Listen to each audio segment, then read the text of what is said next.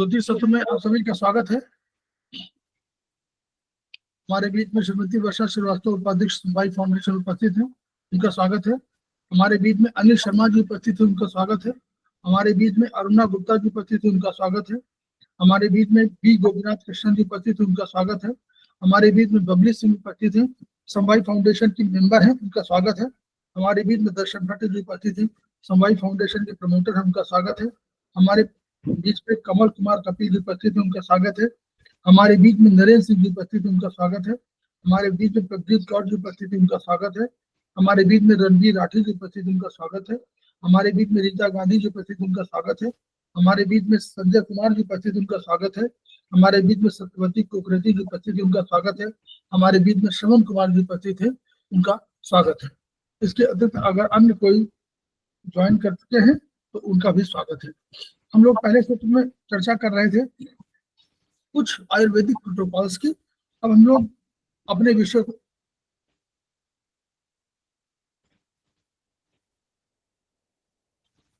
को आगे बढ़ाते हुए हम लोग नर्वस सिस्टम पर चर्चा करने जा रहे हैं और हम लोग कुछ शेयर कर रहे हैं।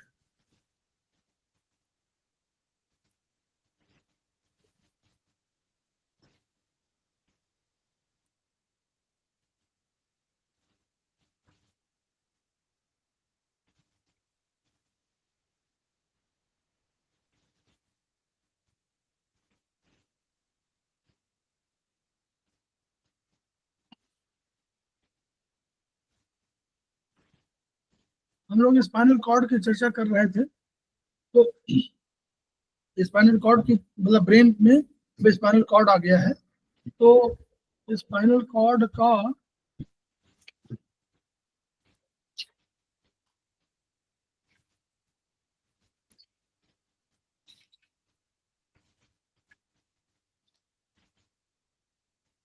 ये स्पाइनल कॉर्ड की रूपरेखा है पूरा।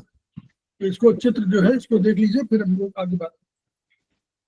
तो स्पाइनल कॉर्ड शुरू होती है मेडुला से। इसको पॉइंट में नोट करते जाइएगा। यही किताब जो है जो आपकी चैप्टर 11 है उसी के आधार पर है। तो ये मेडुला कहाँ से शुरू होती है? मेडुला जो है ब्रेन स्टेम का स्पाइनल कॉर्ड के ऊपर का पहला भाग है। सबसे प्रथम भाग जो है मेडुला है। मेडुला के ऊपर पोन्स आता है, पोन्स के बाद मिड ब्रेन आता है। तो मेडुला से ये शुरू होती है और ये जाती कहां तक है? स्पाइनल कॉर्ड L1 L2 तक जाती है। कहां तक जाती है? L1 L2 तक जाती है। ये देखिए यही L1 L2 पर ये समाप्त हो जाती है, वहां से उसके आगे नहीं जाती। ये स्पाइनल कॉर्ड की बात कर रहे हैं। स्पाइनल कॉर्ड हमेशा नर्वस टिश्यू की बनी होती है। स्पाइनल कॉर्ड हमेशा नर्वस टिश्यू की बनी होती है और जिसको हम स्पाइन कहते हैं वो बोनी स्ट्रक्चर है, वो बोन से बना हुआ स्ट्रक्चर है, वो उसकी कवरिंग है। जैसे हम लोग हर कवरिंग देखते थे, ऐसे ही spine is the covering of spinal cord. Cord nervous tissue का है, स्पाइन बनी हुई है, या स्पाइनल कॉलम जिसको बोल देते हैं, वो भी आपका बना हुआ बोनी स्ट्रक्चर। तो वो दोनों जो एक ही नाम है, स्पाइन स्पाइनल कॉलम, ठीक है। और इसी को हम लोग बोल देते हैं वर्टिब्रल कॉलम। तो वर्टिब्रल कॉलम, स्पाइनल कॉलम और स्पाइन, दे आर बोथ सारे, they are three names, they are same, but spinal cord is different. Spinal cord कहाँ जाती है? L1 L2 तक जाती है, वहां समाप्त। निकलती कैसी है? निकलती कहां से है? देखिए ब्रेन से निकलती है। तो ब्रेन से निकलना मेडुला के, मेडुला से निकलती है। जब मेडुला से निकलेगी तो ब्रेन में कोई होल होगा तभी तो निकलेगी। हड्डी है वो, तो स्कल है, तो बोनी, वो भी बोनी स्ट्रक्चर है। तो वहां से कोई हड्डी है उसको फोड़ करके, यानी होल कोई होगा, वहां से निकलेगी। और इस होल को बोलेंगे foramen magnum. Foramen magnum. Clear? आगे चले। इसकी लंबाई, वो किताब पढ़िएगा, पुरुषों में 45 सेंटीमीटर यानी लगभग 18 इंच, महिलाओं में 43 सेंटीमीटर यानी 17 इंच होती है। पुरुषों में 18 इंच, महिलाओं में 17 इंच होती है, थोड़ा सा कम होता है। तो स्पाइनल कॉर्ड, फिर समझ लीजिए, स्पाइनल कॉर्ड हमेशा नर्वस टिश्यू की बनी होती है। नर्वस टिश्यू माने जो न्यूरॉन से बने हुए, उनसे बनी, ठीक है, उनसे बनी होती है। लेकिन spinal column is a bony structure, जो उसके बगल में चलता है वो स्पाइनल कॉलम कवरिंग है। अब ये जो आपको दिखाई दे रहे हैं, ये बीच वाला देखिए, बीच में देखा जो नीले नीले रंग का आपको दिखाई दे रहा है, या धूसर रंग का, जिसको ग्रे कलर बोल सकते हैं, ये जो जा रही है बीच में, ये हमारी स्पाइनल कॉर्ड है। और इसके बगल में जो चल रहा है, ये देखिए, इधर भी और लेफ्ट में राइट में दोनों में, वो हमारा स्पाइनल कॉलम है, नोन एज स्पाइन। तो ये स्पाइनल कॉलम वर्टिब्रल कॉलम भी कहलाता है। वर्टिब्रा होती है, वर्टिब्रा हड्डी की बनी होती है, बोनी स्ट्रक्चर है और हड्डी की बनी हुई, ये वर्टिब्रा कहलाती हैं अलग से। पूरी वर्टिब्रा, ये अनेक वर्टिब्रा इसमें है। अब एक वर्टिब्रा देखिए, आपको दिखाई पड़ रहा होगा, एक वर्टिब्रा और दूसरी वर्टिब्रा के बीच में कोई स्पेस है ना, कोई स्पेस है। तो ये स्पेस इस तरह स्पेस नहीं है, ये वर्चुअली दिखाने की कोशिश है कि इन दोनों के बीच में कोई इंटरवर्टिब्रल डिस्क होगी, जिसको हम बोलते हैं डिस्क, स्लिप डिस्क। डिस्क ये कार्टिलेज की बनी होगी। भाई ऐसा है, एक बोन ऊपर है, दूसरा बोन है, तो बोन के रगड़ से रगड़ न जाए, इसलिए उसके बीच में एक कार्टिलेज की बनी हुई, कार्टिलेज की बनी हुई क्या है, नरम गद्देदार है सर उसमें, नरम गद्देदार, जिसमें वो, ताकि बोन जो है आगे पीछे घूम सकती है थोड़ा बहुत। जी जी, वो उसको डिस्क बोलते हैं, वो डिस्क है। और इसी, यही डिस्क है, देखिए ये दोनों, और इधर से निकलने का देखिए, अब इस यहाँ जो नर्व निकलेंगी, इसी यहीं से कोई छेद होगा तभी तो निकलेगी। जहां कहीं भी नर्वस सिस्टम में छेद की बात हो, वहां उसको फोरामेन बोल देते हैं, फोरामेन। ठीक है, अब बोलिए। तो जो बीच की डिस्क है, इसको क्या बोलेंगे, दोनों के इंटरवर्टिब्रल डिस्क, यानी दो वर्टिब्रा के बीच की डिस्क को हम लोग बोलते हैं इंटरवर्टिब्रल डिस्क। क्लियर? धीरे धीरे समझ लीजिए, इसको समझना है, आगे हम लोग समझेंगे। अब ब्रेन में, हम लोगों ने अभी पढ़ा नहीं ब्रेन को ठीक से, अभी ब्रेन में 3 मेनिंजेस होती है। उन मेनिंजेस का नाम हम लोगों को नोट कर लीजिए आप लोग। सबसे बाहर ड्यूरा मैटर होती है, ड्यूरा मैटर, ड्यूरा माने ड्यूरेबल, ड्यूरा से ड्यूरेबल समझ लीजिए, ड्यूरेबल मैटर यानी ड्यूरेबल चीज, ड्यूरेबल है और हार्ड है, ठीक है। उसके नीचे दूसरी होती है सतह, जिसका नाम जो है आर्क्योनाइड मैटर, आर्क्योनाइड, ड्यूरा मैटर, आर्क्योनाइड मैटर, और बाहर की तरफ पिया मैटर, अंदर में पाया मैटर, ठीक है, पिया मैटर। इन दोनों के बीच में भी, इन तीनों के बीच में भी वो कुछ दूसरे स्पेस होते हैं, उनको सब आर्कनाइड स्पेस बोलेंगे, सब ड्यूरल स्पेस बोल देंगे, सब, है ना, इस तरह ये आपको स्पेस बोल देते हैं। तो अब सबसे अंदर वाली है जो ब्रेन को कवर करती है, उसको हम लोग बोल देते हैं पाया, जो बिल्कुल ब्रेन के टिश्यू से अटैच होती है। तो इस पाया मैटर और आर्कनाइड मैटर के बीच में जो स्पेस होता है, सब आर्कनाइड स्पेस, उसमें हमारा CSF भरा रहता है। CSF, cerebro spinal fluid. तो जैसे ब्रेन में होता है, वैसे ही नीचे भी होता है, क्योंकि तो ये भी तो पार्ट है ना नर्वस सिस्टम का। ब्रेन और स्पाइनल कॉर्ड नर्वस टिश्यू के भाग हैं, नर्वस सिस्टम के भाग हैं, तो सेंट्रल नर्वस सिस्टम के भाग है, तो ऊपर से जब नीचे आएगी तो इसको भी उसी तरह कवरिंग दी जाएगी। कैसे कवर होगा? अंदर वाला जो है पाया मैटर बिल्कुल अटैच होकर चलेगा इससे, उसके बगल में अर्थनाइड मैटर होगा, उसके बगल में ड्यूरा मैटर होगा। ये सब इसको कवर करेंगे। किसको कवर करेंगे? इसको कवर करेंगे सब स्पाइनल कॉर्ड को, क्योंकि कॉर्ड को रक्षा कर रहा है ना, तो कॉर्ड हमारी मेन है, तो कॉर्ड को रक्षा कर रहे हैं। ठीक है, क्लियर?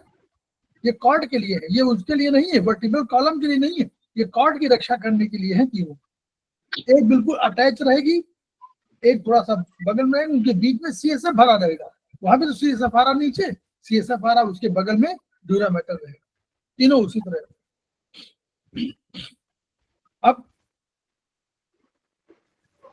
इन जो ये जो इंटरवर्टिब्रल डिस्क है, तो यहाँ फोरामेन होगा, और क्योंकि बाहर शरीर के बाहर निकलना है, लेफ्ट साइड राइट साइड निकलना है, तो ये कोई ब्रेन जो नर्व आएगी वो इन इंटरवर्टिब्रल डिस्क होकर निकलेगी, इसी से आगे निकलेगी ना, यहाँ फोरामेन होगा और उस फोरामेन से वो निकल जाएगी। क्लियर? इसी डिस्क से निकलेगी। तो डिस्क है आपके, वो डिस्क है, मतलब वो वर्टिब्रल जो कॉलम है, तो जो वर्टिब्रा है, इन्हीं वर्टिब्रा से वो आगे चल के निकल जाएगी, आगे निकलेगी, शरीर को भाग को इनर्वेट करेगी। तो ये कितनी पेयर होती है? 31 पेयर होती है। कितने पेयर? 31, 31 पेयर। ठीक है, स्पाइनल नर्व्स होती है, वर्टिब्रा की बात नहीं कर रहे, वर्टिब्रा तो हमारे 33 हो जाते हैं। हाँ, वो 33 होती है सर। हाँ, लेकिन स्पाइनल नर्व हमारी 31 पेयर होती है। क्लियर? पेयर माने इसलिए एक इधर निकलती है, एक उधर निकलती है, तो पेयर। ठीक है, दोनों तरफ निकलती है, इसलिए पेयर कहा जा रहा है। एक तरफ निकलेगी तो सिंगल, दूसरी तरफ निकलेगी तो पेयर। तो जितने इसमें लेफ्ट और राइट इतने ही सेगमेंट बनेंगे और उतने ही पेयर निकल जाएंगे। सेगमेंट माने जो बीच का भाग होगा वो, तो जितने इधर निकलेंगे उतना इधर निकलेंगे, तो इसलिए 31 पेयर होती है। तो वर्टिब्रा जब बात को पूछे तो वर्टिब्रा तो 33, लेकिन ये कितनी नर्व कितनी? 31 पेयर। ठीक है, चलिए अब स्पाइनल नर्व निकली, बाईं तरफ गई, इधर बाईं तरफ गई, इधर दाईं तरफ गई, दोनों साइड में इस अच्छा बाहर क्या है? स्पाइनल कॉलम माने हड्डी का बना हुआ, यानी वर्टिब्रा का बना हुआ एक सुरक्षा तंत्र है दोनों तरफ। तो नेचुरली उसको फोड़ के निकलेगी, तो फोड़ के निकलेगी माने उसमें से कोई होल करके निकलेगी, तो इसी को हम लोग फोरामेन, जहां कहीं छेद की बात आएगी वहां फोरामेन, तो वहां भी इंटरवर्टिब्रल कोई फोरामेन होगा, उसी से आगे निकल जाएगी। तो लेफ्ट निकलेगी, राइट निकलेगी, दोनों तरफ निकलेगी। अब हम लोगों ने एक और चीज पढ़ी है, हम लोगों ने पढ़ा है कि जब सेंसरी नर्व चलती है तो उसका अपना रूट है। उसका रूट क्या था, बोलिए? नीचे से ऊपर। नीचे से ऊपर, नीचे से ऊपर, लेकिन एक और महत्वपूर्ण चीज, नीचे से ऊपर लेकिन आगे से पोस्टीरियर साइड। तो यानी एक पोस्टीरियर साइड से चल रही है, तो यानी उसके रूट, एक रूट अंदर वाला बाहर का होगा, एक अंदर का होगा, एक पीछे का होगा, एक आगे का होगा, दो रूट होंगे ना। तो दोनों रूट तो यहीं से निकलेंगे, दोनों रूट तो यहीं से निकलेंगे। इसलिए इन वाले में जो भी होगा स्पाइनल कॉर्ड, ये जो प्रोटेक्शन होगा, तो जब प्रोटेक्शन निकलेगी तो एक सेंसरी रूट होगा और एक कहलाएगा मोटर रूट। एक होगा मोटर रूट और एक होगा सेंसरी रूट, दो रूट हो गए ना। तो मोटर रूट माने ऊपर से नीचे आने वाली, उसका रूट क्या होगा? सामने से। और जो सेंसरी रूट होगा उसको डॉर्सल रूट बोल देंगे, याद है? डॉर्सल रूट पीछे, बैकडोर। तो मोटर नर्व हमेशा आगे से आएगी, तो इसको हम लोग इफरेंट रूट, इफरेंट माने इफेक्ट वाली इफेक्ट रूट है, और नीचे वाली जाने वाली एफरेंट रूट है, दो रूट हो गई। अब स्पाइनल कॉर्ड में देख लीजिए, स्पाइनल नर्व में देखिए, स्पाइनल मतलब स्पाइनल कॉलम में जो नर्व होती है, प्रत्येक नर्व जो होगी उसमें दोनों रूट होंगी, सेंसरी वाला भी और मोटर वाला भी। मोटर। इसलिए जो ये पेरिफेरल वाला ना, तो जो पेरीफेरी में भी होती वही तो नर्व कहलाती है, याद करिए पीएनएस में। तो पीएनएस में जो चीजें होंगी तो वो नर्व होगी, वो मिक्स नर्व कराएगी, स्पेशली स्पाइनल कॉलम में, स्पाइनल नर्व में। स्पाइनल नर्व हमेशा मिक्स नर्व होगी।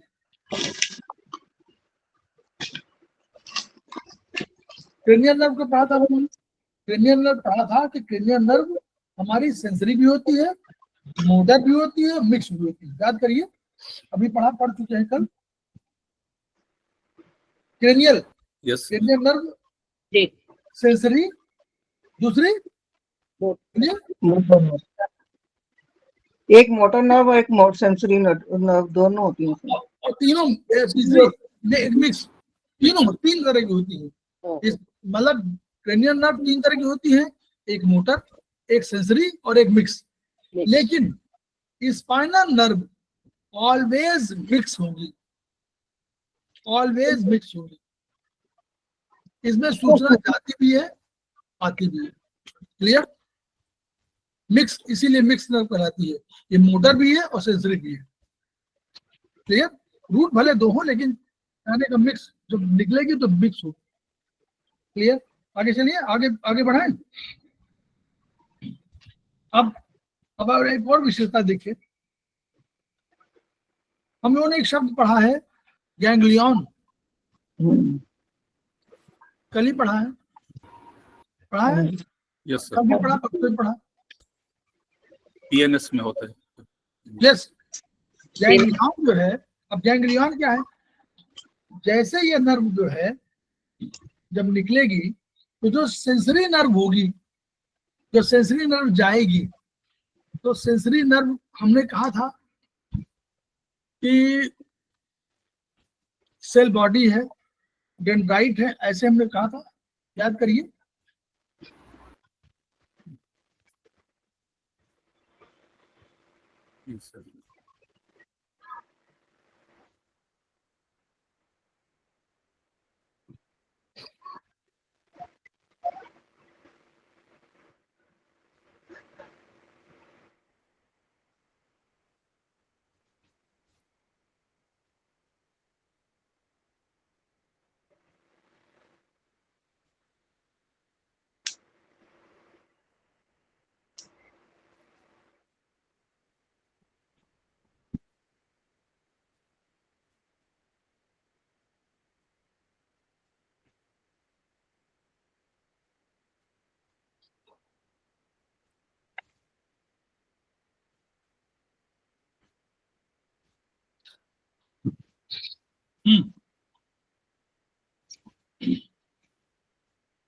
तो शेयर नहीं हो रहा ना? पूरा सर नहीं आपका मिस शेयरिंग है, लेकिन वो डायरेक्टरी दिख रही है पूरा। स्क्रीन नहीं खुली है, आप खोलने के लिए जैसे वो कर रहे हैं ना, क्लिक कर रहे हैं, वो दिख रहा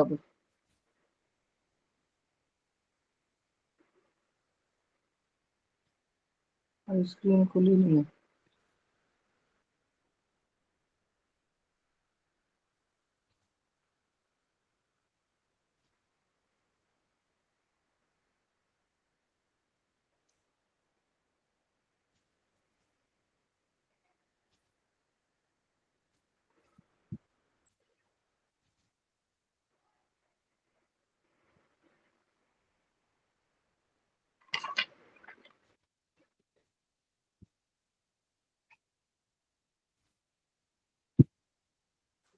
हो गया? वही वाला सेम आ गया ना जो आपने पहले दिखाया। हाँ जी, चलिए आ गया।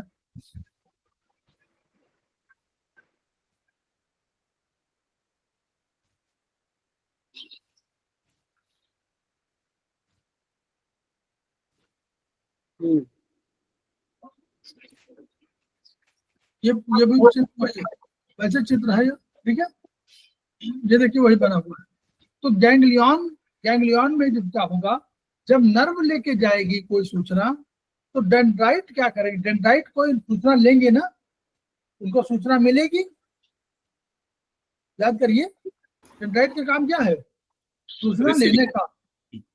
तो कहीं से भी कोई सूचना मिली तो उन्होंने लिया और फिर सेल बॉडी को दिया और तब एक्सॉन लेके भागे ब्रेन को सूचना देने के लिए। फिर समझिए, फिर सुनिए, डेंड्राइट का काम क्या है, बोलिए, डेंड्राइट का काम क्या है, रिसीव करना, सूचना। यानी कोई यहाँ पर कोई मक्खी बैठी हुई है, तो ये मक्खी बैठी हुई तो किसको बताएगा, वो डेंड्राइट को बताएगा। तो डेंड्राइट को बताएगा, डेंड्राइट यही कहीं होंगे ना जी, डेंड्राइट यही कहीं स्किन में कहीं होंगे, इधर होंगे, कहीं होंगे, जहां भी होंगे स्किन में होंगे। तो वो स्किन वाला में जो है उसमें क्या डेंड्राइट होंगे और सेल बॉडी पड़ी होगी, और ये सेल बॉडी पड़ी होगी और सेल बॉडी क्या करेगी, सेल बॉडी कम्युनिकेट करेगी और फिर एनालिसिस करने के बाद कह देगी कि ये सूचना ब्रेन में दो। यानी इसी रूट में जो डॉर्सल रूट है, इस जो नर्व का, जो स्पाइनल नर्व का डॉर्सल रूट होगा, डॉर्सल माने पीछे जाने वाला रूट, सेंसरी रूट, उसमें कहीं ना कहीं तीनों चीजें हैं, डेंड्राइट भी है और सेल बॉडी भी है और एक्सॉन भी है। इसलिए गैंग्लियन हम लोगों ने क्या पढ़ा था, पीएनएस में जब कभी कोई सेल बॉडी पड़ी होगी तो हम लोग उसे बोल देंगे गैंग्लियन। नहीं समझ में, फिर बताऊं? Yes sir. हाँ ठीक। हम लोगों ने कहा कि ब्रेन न्यूरॉन में 3 स्ट्रक्चर है। एक है ऐसा स्ट्रक्चर है, एक में हम ऊपर हाथ की तरह, जैसे ऊपर जो है हमारे ये सब डेंड्राइट है, ये हमारा सेल बॉडी है और ये हमारा एक्सॉन है। कोई भी सूचना कहीं मिलेगी तो पहले डेंड्राइट को मिलेगी, सेल बॉडी को बताएंगे, फिर सेल बॉडी जो भी एनालिसिस करेगी उसको वो एक्सॉन तक आ जाएगा। तो हमारे हाथों में कहीं भी, हाथ की स्किन में कहीं भी, हाथ पैर कहीं भी, उदाहरण दे रहे हैं, जब कोई सूचना, यहाँ मक्खी बैठी है, तो ये मक्खी बैठी तो कोई, ये कोई यहाँ केमिकल, उसी तरह जैसे वहां अभी आप लोगों ने पढ़ा था एसिटाइल कोलिन पढ़ा था ना, तो वैसे ही यहाँ कोई ना कोई केमिकल रिएक्शन होगा। उस केमिकल रिएक्शन की वजह से सूचना जाएगी, किसको मिलेगी, ब्रेन को, डेंड्राइट्स को, पहले तो डेंड्राइट को मिलेगी, हाँ, फिर उसके बाद एक्सॉन, डेंड्राइट को फिर एक्सॉन के पास जाएंगे, वो देगा किसको, सूचना किसको देगा, सेल बॉडी को, सेल बॉडी एनालाइज करेगी कि इसकी सूचना हमको देनी चाहिए, तो किसको देगा, तुरंत ब्रेन को जाने के लिए चली जाएगी। तो ये उसका काम होगा। यानी क्या हुआ कि जो डॉर्सल साइड सेंसरी रूट है, उस रूट में कहीं ना कहीं गैंग्लियन होगा। क्यों? Ganglion are those which have nucleus या सेल बॉडी। और इन पीएनएस में अगर सीएनएस में होता, सेंट्रल नर्वस सिस्टम में होता, तो हम क्या बोल देते हैं उसको, सीएनएफ, न्यूक्लियस बोल देते। और पीएनएस में बात कर रहे हैं आप, ये तो पीएनएस है, पेरिफेरल नर्वस सिस्टम ना, तो पीएनएस में चूंकि सेल बॉडी पड़ी पाई गई, तो वो बॉडी सेंसरी रूट में बैठी हुई है, पोस्टीरियर साइड में बैठी हुई है, इसलिए उसको हम कह देंगे गैंग्लियन। क्लियर? यस। अब नर्व रूट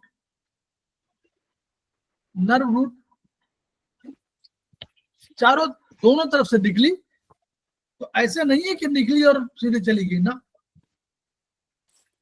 गैंग्लियन को समझ ना, गैंग्लियन को छोड़ दीजिए, अब आगे बढ़िए। एक और शब्द आप पढ़ेंगे, प्लेक्सिस।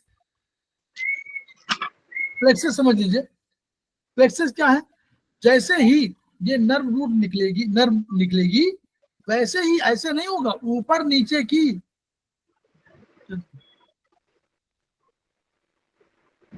ऊपर नीचे की नर्व, ऊपर और नीचे की नर्व आगे जा करके ये निकलेंगी। ये मिक्स नर्व है, मिक्स नर्व है, इसके बावजूद ये ऊपर और नीचे की आगे जा करके, और ये क्या करेगी, यहाँ आगे जाके एक चौराहा बना देंगी, एक दो सब मिल जाएगी, सब मिलन कर लेगी, है ना, जस्ट लाइक भरत मिलाप, दोनों ऊपर की मिल जाएंगी, नीचे की मिल जाएंगी, इधर की भी मिल सकती है ऊपर की।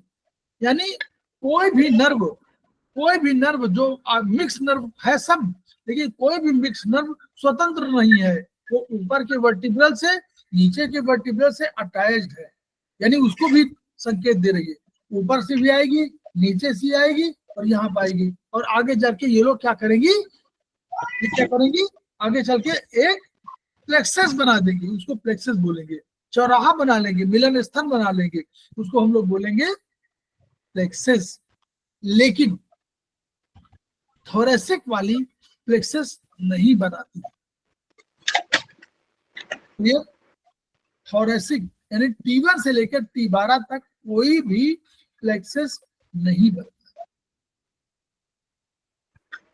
बोलिए, समझ में आया? आया? हाँ जी सर। अभी इसी में एक शब्द बीच में छूटा हुआ है, वो हम नहीं बताना चाह रहे। आगे से और पीछे से दोनों तरफ से निकलेगी नर्व, और तो आगे की तरफ से निकलेंगी, पीछे की तरफ से निकलेंगी, और दोनों पहले उनको वेंट्रल रेमस बोलेंगे, वेंट्रल रेमस और डोर्सल रेमस। पीछे की रेमस एक, देखिए इस तरह, यहां से नर्व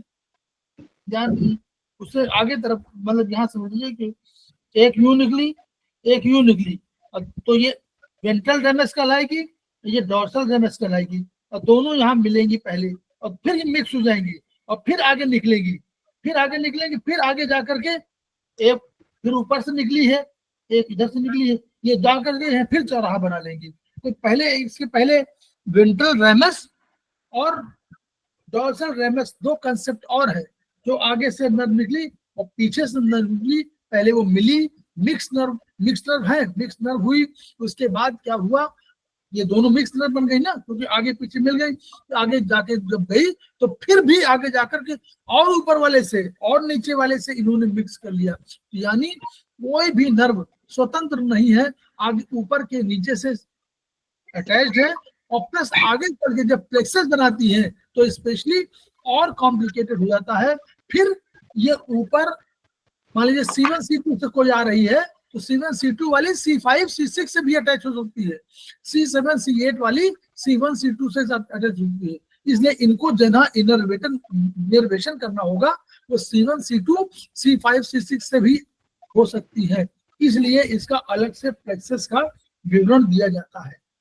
ये सर इसमें 151 पेज पे दिया हुआ है, प्लेक्सस बनाई हुई है सर 151 पेज पे हिंदी वाली बुक में। इसी में हाँ जी इसी बुक में, इसी बुक में नहीं सर, शरीर विज्ञान, मानव शरीर विज्ञान में। हाँ ये प्लेक्सस, ये आगे बना हुआ है सर, ये पिक्चर। नर्व्स आपस में मिलकर नए समीकरण शरीर के विभिन्न हिस्सों को नर्व बनाती है। रूल, प्रत्येक स्पाइनल नर्व में अपने से एक ऊपर और अपने से एक नीचे स्पाइनल नर्व सेगमेंट के कुछ फाइबर्स मौजूद हैं, अतः कोई भी स्पाइनल नर्व प्योरली सेगमेंट से ओरिजिनेटेड नहीं है। ऐसा मत सोचिए कि अगर C1 C2 से है तो C2 की अपनी है ना, C1 से भी हो सकती है। स्पाइनल कॉर्ड से निकलकर spinal nerve thoracic spinal nerve को छोड़कर पहले आपस में मिलकर प्लेक्सस बनाती है, और तब प्लेक्सस के फाइबर्स मिलकर फिर मसल्स मिल जाते हैं, मसल ऑर्गन जहां भी जाती हैं।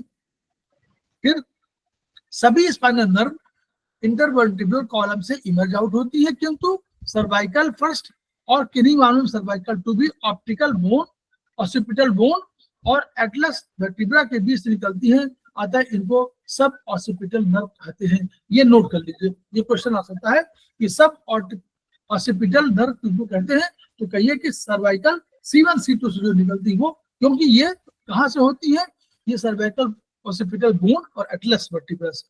तो ऑसिपिटल बोन ऊपर है, एटलस वर्टिब्रा, एटलस हम लोगों ने बताया था, एटलस एटलस एटलस नर्व किसको कहते हैं, Atlas bone, atlas bone, atlas bone कौन है, C1 है कि C2?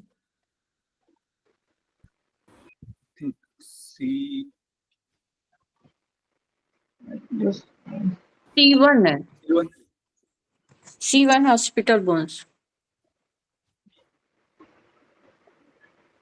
देखिए क्यों, एटलस, एटलस एक ऐसे ग्रीक देवता हैं जिनका चित्र आपने बहुत देखा होगा, वो वहां पर माइथोलॉजिकल देवता हैं, उन्होंने पृथ्वी को अपने गर्दन में धारण कर रखा है,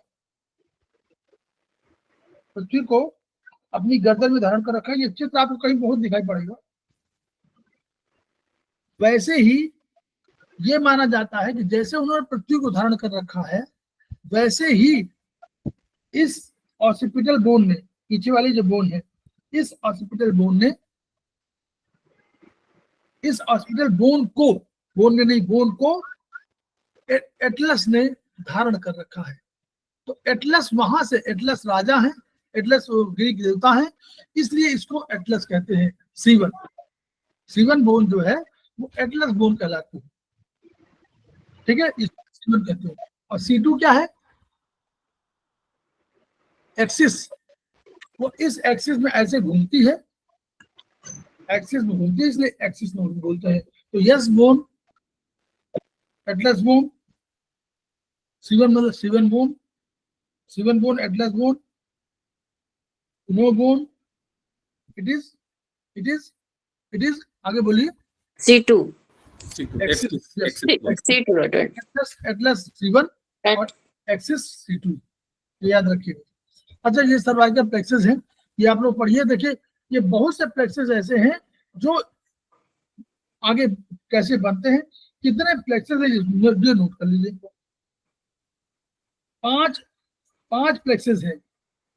नंबर 1 सर्वाइकल प्लेक्सेस, ये आपके C1 से C4 तक है, C1 से C4 तक है सर्वाइकल प्लेक्सेस, C1 से C4 को कवर करते हैं। फिर ब्रैकियल प्लेक्सेस है, C4 से T1 तक करते हैं, C4 से T1 तक करते हैं। फिर आपका लंबर प्लेक्सेस है जो L1 से L4 तक करता है, L1 से L4, आगे पढ़ेगा मिल जाएगा।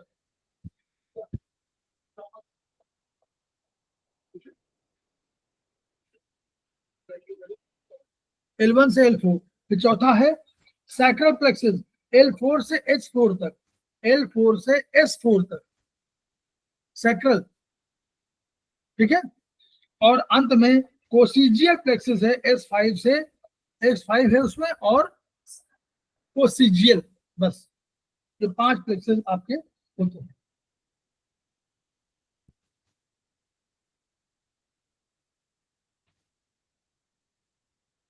नाउ कम टू, ये सब आपके ज्ञान के बढ़ाने के लिए है, जो हम लोग आगे रीडिंग करेंगे वो हम लोग जो ज्ञान बढ़ाइए, इससे कुछ वो नहीं है, बहुत वो नहीं है इसका यूटिलिटी जो है। जहाँ जो प्रश्न आएंगे उसके आधार पर देखिए।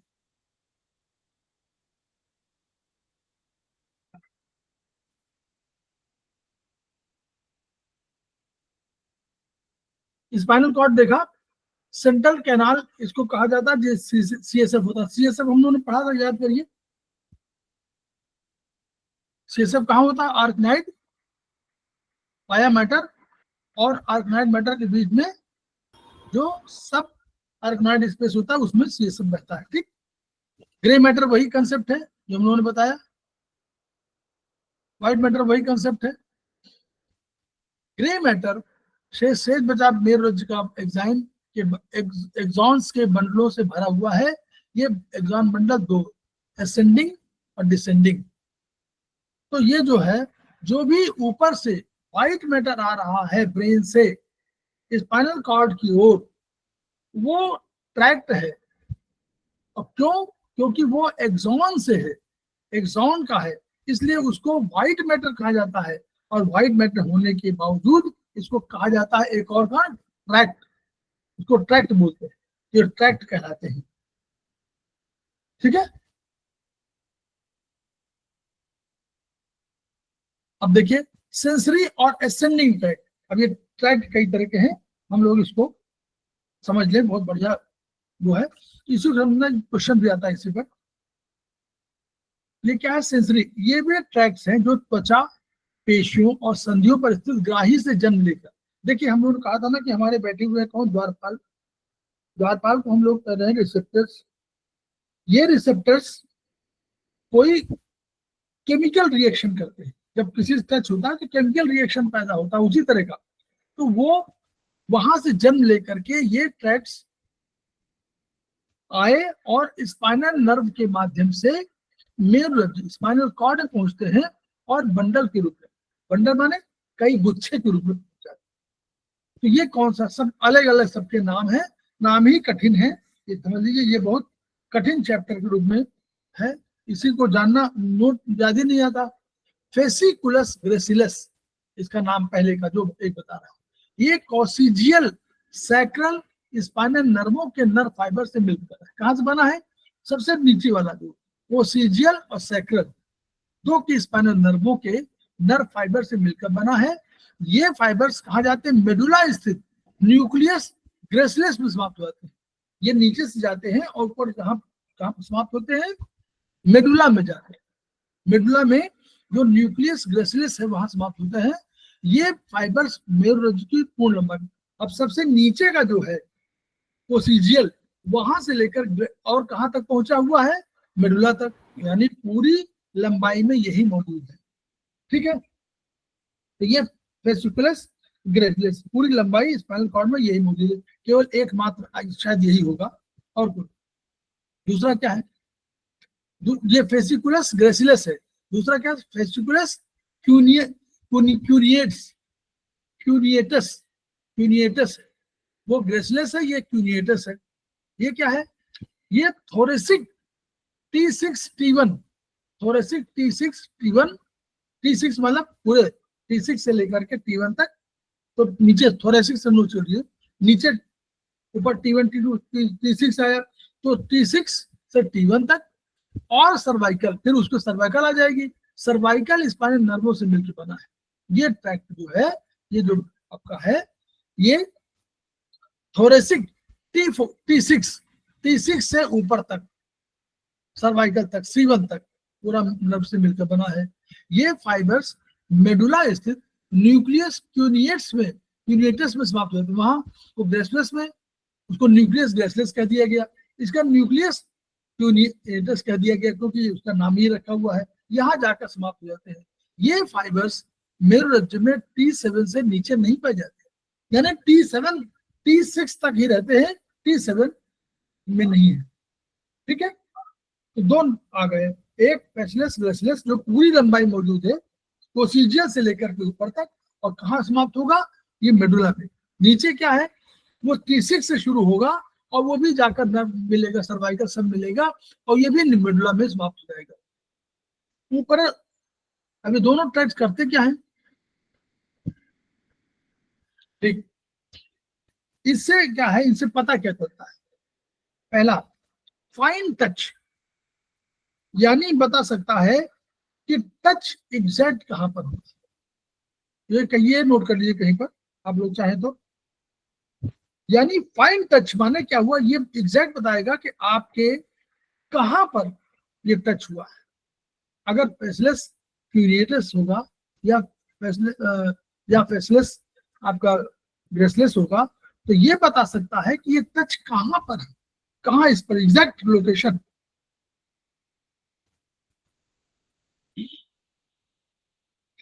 इसको क्या कहेंगे हम लोग? अगर बता सकता है कहां, तो ये डिस्क्रिमिनेटिव टच है।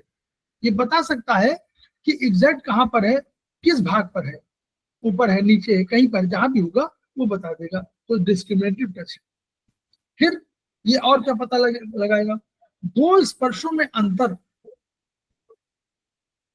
अगर दो उंगली हम लोग रखें यहां पर, ठीक है, थोड़ी वहां की बात कर रहा हूं जहां पर है, दो उंगली रखें तो वो बता सकता है कि इस उंगली के लोकेशन कहां पर है, एक ये अलग ये दो, ये इसको अंतर हुआ, दिखाई दे रहा, ऐसे दो उंगली का है लगाए तो इसको बता सकता है कि दो उंगली है या एक उंगली है, ठीक है, इसको स्पर्श का अंतर बोलेंगे।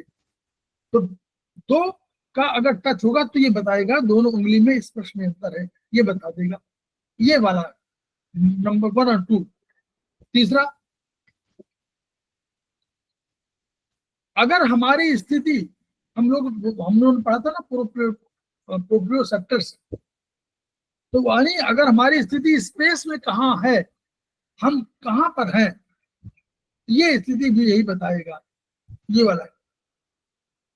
वाइब्रेशन, कोई वाइब्रेशन, अगर इसको जो है वाइब्रेशन, अगर कोई वाइब्रेशन आप पे टच करे तो बता देगा कि वाइब्रेशन यहाँ पर है, तो इसको वाइब्रेशन, इससे जहां पे पीठ में वो होता होगा तो वहां पर टच करके ये पता करते हैं कि वाइब्रेशन कहाँ पर हो रहा, तो वो उससे बता देगा कि ये टच कहाँ पर हुआ है। तो ये इस स्पेस की लोकेशन, दो स्पर्शों का अंतर और फाइन टच, तीन चीजें बहुत महत्वपूर्ण इसमें है। क्लियर? चौथा, फिर अब स्पाइनोथैलेमिक ट्रैक्ट, और ये बहुत गंभीर वाला हो रहा है क्या? बोलिए, आप लोग बिल्कुल शांत हो गए सब। नहीं, सुनने वाला ही है ना, ये सब बोलने वाला है नहीं ऐसे नहीं थोड़ा टफ है, बहुत टफ है, मतलब ये क्योंकि शब्द ही याद नहीं होते हैं ना। हाँ, ऐसे समझते हैं, लेकिन वही है कि अब सुनना है तो फिर बोलना नहीं जा सकता ना, बोलेंगे तो सब डिस्टरबेंस हो जाएगी। हाँ, तो स्पाइनोथैलेमिक ट्रैक्ट, अब देखिए, इस ट्रैक्ट के फाइबर्स त्वचा स्थित ग्राही रिसेप्टर से जन्म, कहां से, त्वचा से जन्म लिए और स्पाइनल नर्व के माध्यम से स्पाइनल कॉर्ड में पहुंचे, वही नॉर्मल वही है। मेन रज्जु स्थित नर्व फाइबर से ये साइनस बना था। हम देखिए, साइनेप्स हमने पढ़ा है पहले ही, अभी पढ़ा ना हम लोगों ने, साइनेप्स पढ़ा था अभी पिछले चैप्टर, पिछले 2 दिन पहले, जहाँ स्पाइनो हम लोग पढ़ा था, वो नर्व का न्यूरो और उसका साइनेप्स, तो साइनेप्स बने, साइनेप्स बना देगा, ऐसे बनाएगा, थोड़ा सा स्पेस रखे, साइनेप्स बनाएगा। अतः मेरुरज्जु वाला नर्व फाइबर ही मेडुला, पोन्स और मध्य मस्तिष्क तो थैलेमस तक पहुंचता है।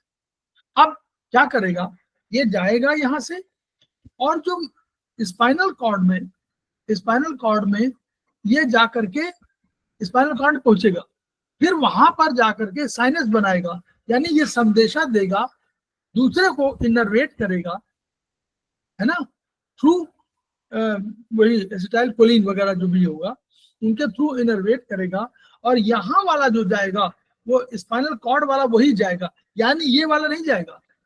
ये इंफॉर्मेशन लेके आया, इसने स्पाइनल कॉर्ड को दे दिया, स्पाइनल कॉर्ड का नर्व फाइबर अब मेडुला में जाएगा, पोन्स में जाएगा और मिड ब्रेन में जाएगा, और वहां थैलेमस बगल में है, पोन्स के सामने है, उसी धरातल पर है। तो ये ट्रैक्ट त्वचा से क्या लेगा, दर्द लेगा, स्पर्श लेगा, कोर्स टच, जो कोर्स टच होगा वो लेगा, और ताप, टेम्परेचर लेगा, ये थैलेमस तक पहुंचाते हैं। और मेरुरज्जु के प्रत्येक आधे भाग में शरीर के उल्टे आधे भाग के संवेद ही जाते हैं, ये बस मेरुरज्जु के प्रत्येक, अब आया, और प्रत्येक आधे भाग से, अब ये मेरुरज्जु में दोनों तरफ है, तो इसके आधे भाग से शरीर के उल्टे भाग, आधे भाग के संवेद जाते हैं, यानी 50% ही जाते हैं, 50% नहीं जाते, ठीक है, आधे 50% उधर चले जाते हैं, 50% नहीं जाते होंगे, बस ये इसको समझना। क्या पता चलता है इससे, pain, coarse touch, coarse touch मतलब क्या हो, वहां पहले क्या था, पहले पढ़िए, यहां क्या लिखा था, पढ़िए, आप लोग? Fine fine touch, fine touch माने एग्जैक्ट लोकेशन, फाइन टच माने एग्जैक्ट लोकेशन, ये फाइन टच है। और यहाँ कोर्स टच लिखा हुआ है, यानी एग्जैक्ट लोकेशन नहीं बता सकता। कोर्स टच है, मालूम हो गया हाँ टच हुआ, लेकिन एग्जैक्ट कहाँ हुआ ये नहीं बता सकता, वो फाइन टच है, ये कोर्स टच है। ठीक है, ये ध्यान रखिए। अच्छा, अब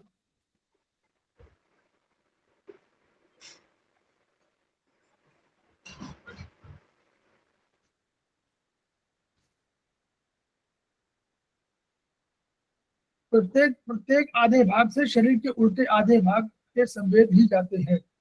तो मतलब यहाँ पर ये स्पाइनोथैलेमिक का एक और है कि ये राइट से आएगा तो लेफ्ट की ओर चला जाएगा, ये तय हो गया ना इससे। राइट से आएगा, राइट से आएगा तो वो स्पाइनल कॉर्ड में जाएगा और फिर उल्टे तरफ चला जाएगा, यानी 50% चेंज हो गया। फिर स्पाइनो सेरेबेलर ट्रैक्ट, स्पाइनोथैलेमिक ट्रैक्ट की बात है, इसके फाइबर भी तो ये भी वहीं से होगा, स्किन से जन्म लेगा, लेकिन इसमें क्या है, अस्थिसंधि ज्वाइंट्स, टेंडन्स और पेशियों के भी फाइबर शामिल है। उसमें त्वची ग्राहक चल लेगा और उसमें त्वचा वाले थे, देखिए त्वचा से लेकर पहुंचेगा, लेकिन इसमें क्या है, इसमें ज्वाइंट्स का भी है। अगर ज्वाइंट्स की बात होगी तो सेरेबेलर ट्रैक्ट, स्पाइनो सेरेबेलर, वो स्पाइनोथैलेमिक ट्रैक्ट था, थैलेमस वाला, और ये सेरेबेलर वाला था। ठीक है, तो ये जो है ज्वाइंट्स, टेंडन्स और मसल्स के फाइबर भी शामिल होंगे। ये शरीर के उल्टे आधे भाग से संवेद तो ले जाते हैं, परंतु आंशिक रूप से उसी ओर के आधे भाग के संवेद। अब इसमें क्या है, इधर तो ट्रांसफर तो पूरा करेगा, लेकिन आंशिक रूप से इसी ओर के भी कुछ संवेदना चली जाएगी। ये बात, इससे क्या पता चलेगा, इससे पता चलेगा पोस्चर, पोस्चर पता चलेगा, बॉडी बैलेंस पता चलेगी। क्यों, बोलिए क्यों? नाम नाम नाम नाम पढ़िए, स्पाइनो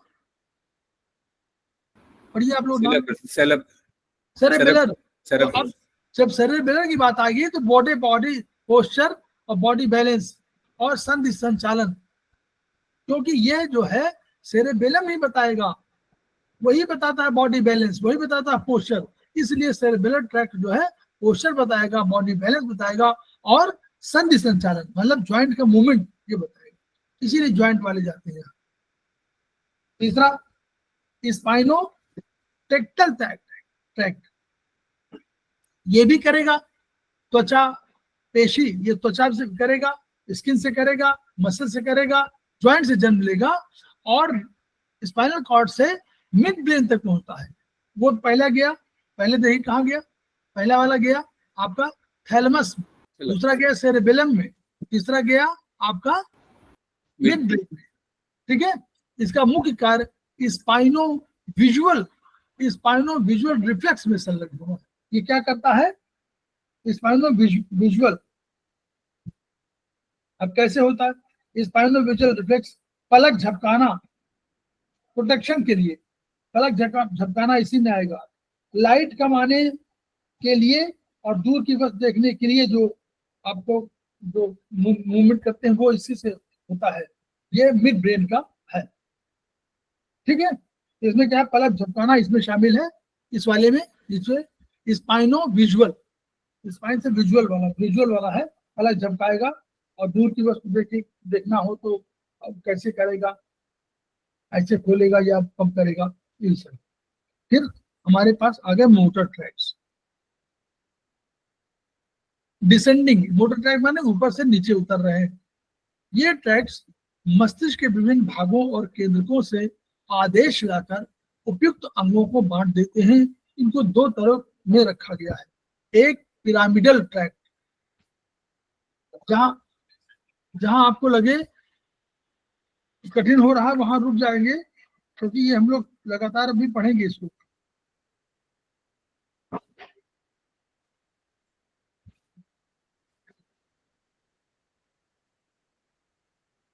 बोलिए, एनी पर्सन? अभी अभी अभी 5-7 मिनट पढ़ाएं? हेलो, हाँ सर, चलेगा। चलेंगे? वो जल्दी पूछ लीजिए, बताइए। और एनी पर्सन चाहिए? भारी और गंभीर पढ़ाइए पढ़ाइए सर। तो मोटर ट्रैक्स अब पिरामिडल है, एक दो पिरामिडल है और एक एक्स्ट्रा पिरामिडल है, दो दो। तो पिरामिडल को हम लोग क्या कहेंगे? दो दिन पढ़िए। पिरामिडल हम लोग भी पढ़ रहे हैं, दो प्रकार के हुए। तो इस ट्रैक्ट के फाइबर कहाँ हुआ? सर्बल कॉर्टेक्स। अब देखिए, हम लोग याद करिए, सर्बल कॉर्टेक्स कहाँ है? ऊपर, सबसे ऊपर, सबसे ऊपर ब्रेन में, इस पहले अंदर सेरेब्रल कॉर्टेक्स स्थित पिरामिड आकार के नर्व कोशिकाओं के एक्सॉन हैं। ये यहाँ के एक्सॉन है, पिरामिड आकार के है। पिरामिड आकार कैसा होगा? पिरामिडल नीचे बड़ा होगा कि ऊपर? नीचे। नीचे बड़ा होगा, ऊपर छोटा होगा। तो पिरामिड आकार के नर्व कोशिकाओं के एक्सॉन, ये जो नर्व के कोशिकाएं हैं, जो नर्व न्यूरॉन्स है, उनका बता रहा है कि आकार कैसा है। पिरामिड आकार के नर्व कोशिकाओं के एक्सॉन है। ये कहाँ जाते हैं? मध्य, मिड ब्रेन, पॉन्स और मेडुला। यही रूट है, रूट यही है। मिड ब्रेन, पॉन्स, मेडुला से होते हुए फिर स्पाइनल कॉर्ड में आते हैं। अब इसका क्या होता है? इसका 65 से 70% भाग मेडुला स्तर में दूसरी ओर चला जाता है। देखिए ऐसे, ठीक ऐसे यूं चला जाता है। तो यानी आए ऊपर से, और जैसे मेडुला से क्रॉस हुए, वैसे ही 65-70% भाग दूसरी ओर चला गया। इसको क्रॉस पिरामिडल फाइबर्स हुआ। और शेष 30% भाग उसी ओर के, उसी उतर। तो 70% भाग इधर चला गया और कुछ उसी तरह उतर गया, है ना? 35% उसी ओर उतरा। और ये स्पाइनल नर्व के माध्यम से शरीर के अंगों को चला गया। तो यानी 65 से 70 भाग तो दूसरी तरफ गया और 30-35% भाग उसी तरफ गया। इस ट्रैक्ट का संबंध शरीर की सभी क्रेनियल नर्व, 3rd, 4th और 6th को छोड़कर से भी जुड़ा हुआ है। यानी ये जो ट्रैक्ट है वो क्रेनियल नर्व 3rd, 4th और 6th को छोड़ दीजिए, शेष सब जुड़ा हुआ है। और ये अस्थि पेशियों की गतिविधि को नियंत्रित करता है। अस्थि पेशियां कौन बने? मसल फाइबर्स, जो मसल्स को है, ज्वाइंट मसल्स वाले जो है, उनकी गतिविधियों को नियंत्रित करता है और अस्थि संधियों पर, ज्वाइंट में गति उत्पन्न करता है। ये वाला यानी आया, और इसमें ऑर्डर ये हुआ कि ये आपको ज्वाइंट में मूवमेंट करेगा। तो ये ज्वाइंट मूवमेंट के लिए जिम्मेदार होता है। हमने पढ़ा था ना कि हम लोग ज्वाइंट में जो मूवमेंट कराते हैं पेशियों में, वो यहीं से आता। तो वो ऑर्डर आया और इसमें उन्होंने गतिविधि कराया। अब वो यानी नर्व, क्रेनियल नर्व 1st में, 2nd में और 5th में और आगे 7th में, 8th में, 9th में, सब में ये होता है। तो वहां पर ये वाला इसका रोल है।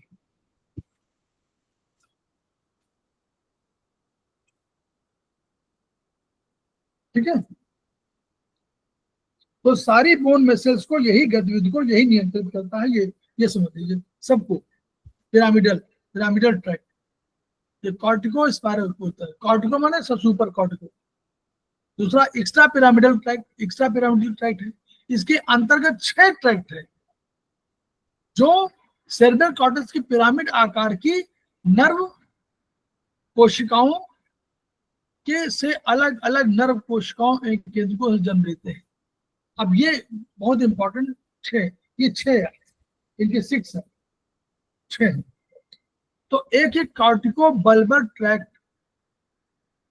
ये ट्रैक्ट मेन रज्जु से में नहीं उतरता है। अब ये देखिए, ये उतरता ही नहीं है, ये स्पाइनल कॉर्ड में नहीं आता, वहीं से जन्म लेता है। कहां से जन्म लेगा? कॉर्टिको से। कॉर्टिको माने कॉर्टेक्स, कॉर्टेक्स से ये जन्म लेगा और स्पाइनल कॉर्ड में नहीं उतरता है। इसकी नर्व कोशिकाएं क्या करती हैं? पिरामिडल ट्रैक्ट, जो पहले वाला बताया था, उसके क्षेत्र और आसपास के अन्य क्षेत्रों में स्थित है और इसके एक्सॉन पिरामिडल ट्रैक्ट में ही समाहित हो जाते हैं। यानी ये जो है उसमें मर्ज हो जाता है पहले वाले में। ये ट्रैक्ट पिरामिडल ट्रैक्ट के माध्यम से हो रहे अति संचालन में बलपूर्वक प्रारंभ में सहायता, यानी ये काम करता है, यानी कॉर्टिको बल्बर ट्रैक्ट भी उसके साथ मिल जाता है और ये ट्रैक्ट मिल करके वही काम करता है जो वो उसको हम लोग पढ़ चुके हैं। ये उसका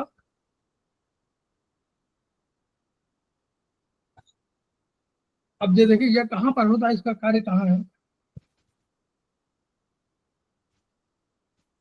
इसका जो है पिरामिडल ट्रैक्ट जो कार्य करता है अर्थात ज्वाइंट मूवमेंट, उसी में ये भी सहभागी होता है। कहाँ होता है? लैरिंग्स, फेरिंग्स, पैलेट और जॉ, फेस, जॉ और आइज, यहां पर ये काम करता है। लैरिंग्स में, फेरिंग्स में, पैलेट में, फेस में, जॉ में और आइज में, इस जगह पर इनका काम होता है कॉर्टिको बल्बर ट्रैक्ट। दूसरा रूब्रो स्पाइनल ट्रैक्ट। ये रूब्रो का अर्थ है लाल, रेड। तो मिड ब्रेन में स्थित दो अंडाकार, मिड ब्रेन में स्थित दो अंडाकार मतलब ओवल शेप लाल केंद्रकों रेड न्यूक्लियस की नर्व कोशिकाओं से निकले एक्सॉन इस ट्रैक्ट का निर्माण। तो रेड न्यूक्लियस यहाँ पर है। अब आप पढ़िए कि मिड ब्रेन में तो जो है रेड न्यूक्लियस मिड ब्रेन में है, तो वहां की नर्व कोशिकाओं से निकला जो एक्सॉन है वो इसको वहां से निकलेगा। फिर मेन रज में इसकी स्थिति पिरामिडल ट्रैक्ट के अत्यंत करीब है। अब ये पिरामिड पहले वाला जो पढ़ा हम लोग ट्रैक्ट उसी के बहुत करीब है और ये ट्रैक्ट मांसाहारी जानवरों को चालाकी घात लगाकर हमला करने में सहायक है। यानी जो ये सिखाता है कि कैसे घात लगा के हमला करना है वो रूब्रो स्पाइनल ट्रैक्ट है। यानी अगर ये ट्रैक्ट उन जानवरों में नष्ट हो जाए, अगर ये ट्रैक्ट नष्ट हो जाए किसी तरह, तो क्या होगा? मांसाहारी जानवर पालतू जानवर में कन्वर्ट हो जाएंगे, तो ये सहायक नहीं होगा। फिर आपका क्या है? फिर वेस्टिबुलो स्पाइनल ट्रैक्ट। पोन्स और मेडुला के जंक्शन पर एक बड़ा न्यूक्लियस वेस्टिबुलर न्यूक्लियस स्थित है जिसकी नर्व कोशिकाओं के एक्सॉन इस ट्रैक्ट की रचना करते हैं, उसी के एक्सॉन करेंगे। ये ट्रैक्ट विजुओ स्पाइनल और ऑडियो स्पाइन प्रतिवर्तों में सहायक होता है। यानी जो भी कोई आप ऑडियो मतलब सुनने वाला या विजुअल देखने वाला होगा उनमें ये सहायक है। तो देखिए तीन प्रकार के मेडुला के जंक्शन में तीन प्रकार के न्यूक्लियस है, सुपीरियर है, मीडियल है और लेटरल है, और वेस्टिबुलर न्यूक्लियस भी उपस्थित है। तो चारों मिलकर इस ट्रैक्ट की रचना कर रहे हैं। तो वेस्टिबुलर न्यूक्लियस, सुपीरियर और मीडियल और लेटरल। एंटीरियर डिवीजन सुपीरियर और मीडियल से निर्मित है और लेटरल डिवीजन जो है लेटरल और इंफीरियर से, दोनों यूनाइट होकर स्पाइनल कॉर्ड में जाते हैं। कार्य क्या है? लेटरल डिवीजन कार्य है कि स्पाइनल रिफ्लेक्स एक्शन, कैसे हाथों में मसल टोन बढ़ाना, हाथों में मसल टोन बढ़ाने के लिए यही जिम्मेदार है। एंटीरियर डिवीजन जो पीछे वाला सामने वाला है, रिफ्लेक्स एक्शन कार्य करता है नॉजिया में, वोमिटिंग में और पर्सपिरेशन, यहाँ उसका काम। आई मूवमेंट और नेक मूवमेंट का इंटीग्रेशन यही करता है। आई मूवमेंट मतलब ऑडियो स्पाइन, मतलब आप कोई आपको दिखाई पड़ा कोई, तुरंत आप गर्दन हटा दे या मूवमेंट या देखा ऐसे हुआ, वो जो मूवमेंट होता है वो इसी से जुड़ा होता है। ठीक है, इंटीग्रेशन करता है। तीसरा है टेक्टो स्पाइनल ट्रैक्ट। चौथा, इस ट्रैक्ट की नर्व कोशिकाएं मिड ब्रेन के टेक्टम, हम लोगों ने पढ़ा था मिड ब्रेन में एक भाग टेक्टम है, ठीक है, पार्ट ऑफ मिड ब्रेन पढ़ा था ना। तो उसने पहले बताया था मिड ब्रेन के जो पार्ट है उनमें टेक्टम भी था, जो शुरू में मिड ब्रेन में था। मिड ब्रेन में टेक्टम था, टेगमेंटम था और बेसिस पेडंकुली था। उसी की बात कर रहा है कि टेक्टम भाग से स्थित है। इसके एक्सॉन इस ट्रैक्ट की रचना करते हैं। ये ट्रैक्ट नेत्रों और कानों से मिले संदेश पर ग्रीवा में प्रतिवर्त। पीछे से आप जा रहे हैं, गाड़ी ने हॉर्न दिया, कानों ने सुना, तो तुरंत मूवमेंट कुछ हुआ, इधर उधर हटे, सामने कुछ देखा, आपको लगा कोई बात है, कोई आ रहा है, तो आपने तुरंत इधर मुड़े या ग्रीवा में कुछ हुआ, ये कानों में सुनाई पड़ा तो यूं मूवमेंट कर लिया, नेत्रों से दिखाई पड़ा तो मूवमेंट कर लिया। ये सब उसी के टेक्टोस्पाइनल ट्रैक्ट के भाग है, यही काम है उसका। ठीक है, कानों से सुनकर गर्दन के मूवमेंट के कोऑर्डिनेशन में इसका योगदान होता है। और विजुअल स्पाइनल रिफ्लेक्स आई और सर के मूवमेंट में कोऑर्डिनेशन में संदेश देते हैं। विजुअल पहले, अब बचा पांचवा ऑलिगो स्पाइनल ट्रैक्ट। इस ट्रैक्ट की नर्व कोशिकाएं मेडुला स्थित न्यूक्लियस में है। इसका मेडुला और नीचे आ गया, जिनके एक्सॉन इसकी रचना करते हैं। इसका कार्य भी ज्ञात नहीं है, परंतु इसका संबंध थैलेमस में होना पाया गया है। लेकिन इसके अभी पूरा फंक्शन नहीं मालूम, लेकिन ये चूंकि कहा कि थैलेमस से इसका संबंध। Last, reticulo spinal tract. मस्तिष्क ब्रेन स्टेम की संपूर्ण लंबाई में विशेष नर्व फाइबर्स का जाल बिछा हुआ है। ब्रेन स्टेम पूरे तीनों में, ठीक है, जो एक समूह में क्रियाशील रहता है। इसका संबंध समस्त एफरेंट और एफरेंट नर्वों से है। तो इसलिए सेरेब्रल कॉर्टेक्स का लघु रूप कहा जाता है। क्योंकि इफरेंट से भी है, इफरेंट दोनों से है, इसको सेरेब्रल कॉर्टेक्स का लघु रूप कहते हैं। यह ट्रैक्ट व्यक्ति के सोने जागने संबंधित है और अस्थि पेशियों में तनाव सामान्य बनाए रखने में मदद करता है। यानी रेटिकुलो स्पाइनल ट्रैक्ट जो है सोने जागने के संबंध में है, और इसके फाइबर्स जो है, इसके फाइबर्स क्या है देखिए, इसके निकले कुछ फाइबर्स स्पाइनल कॉर्ड में उसी तरफ जाते हैं, परंतु कुछ क्रॉस करके दूसरी तरफ चले जाते हैं। इसका क्या है, मांसपेशियों में तनाव, रिफ्लेक्स का नियमन व्यक्ति को जागने सोने संबंधित प्रगति के लिए उत्तरदायी है। तो यहां तक हम लोगों ने इसको थोड़ा सा कठिन चैप्टर है, थोड़ा सा हम लोग इसको धीरे धीरे पढ़ रहे हैं और काफी हम लोग आगे आ गए हैं और थोड़ा बहुत रह गया है। तो ये सरल बना रहे हैं सर हमारे लिए, और ज्यादा सरल आप हमारे लिए सरल बना रहे हैं उसको। नहीं, हम खुद ही पढ़ रहे हैं। तो सारे पढ़ रहे थे, वो तो मैं मानती हूँ लेकिन क्या है, जब आप हमें समझाते हैं तो लगता है जैसे कुछ सरल हो गया। मतलब क्या है, हमारे 2% या 5-10% दिमाग में बैठेगा, लेकिन फिर भी हमें लगने लगता है कि कुछ सरल होने लग गया। बाकी तो हर एक का अपना अपना सोचना है सर, बाकी किसी का मैं नहीं कह सकती, मैं अपना कह सकती हूँ कि मुझे ऐसे लगने लग गया कि सर कुछ तो समझ आने लगा। चलिए, तो हम लोग खेमकर सर के शब्दों को पूरा करेंगे, और सपने क्या है हमको मालूम है। Each one, reach one, each one, treat one, each one, teach one. इन्हीं शब्दों के साथ हम लोग फिर मंडे को मिलते हैं। अब मुझे लगता है शायद आज 18-19 अभी हो सकता है एक आध चैप्टर इसके हों, फिर हम लोग एक्सरसाइज 4 में भी कुछ पढ़ेंगे। और अब स्पाइनल ये जो ब्रेन का है यही चैप्टर हम लोगों का बाकी रह गया है मोर और लेस, और एक आध चैप्टर कोई और है थर्ड सेमेस्टर में, अदरवाइज थर्ड सेमेस्टर में बाकी नहीं है। फोर्थ में थोड़ा सा बाकी है उसका चक्र वाले में बाकी है, और कहीं बाकी नहीं है। तो हम लोग इसके करने के बाद भी 24 या 25 को हम लोग इसको खत्म कर देंगे। हम लोगों ने रिक्वेस्ट किया था कुछ जो आप लोगों से कि आप लोग जिसका नाम जो है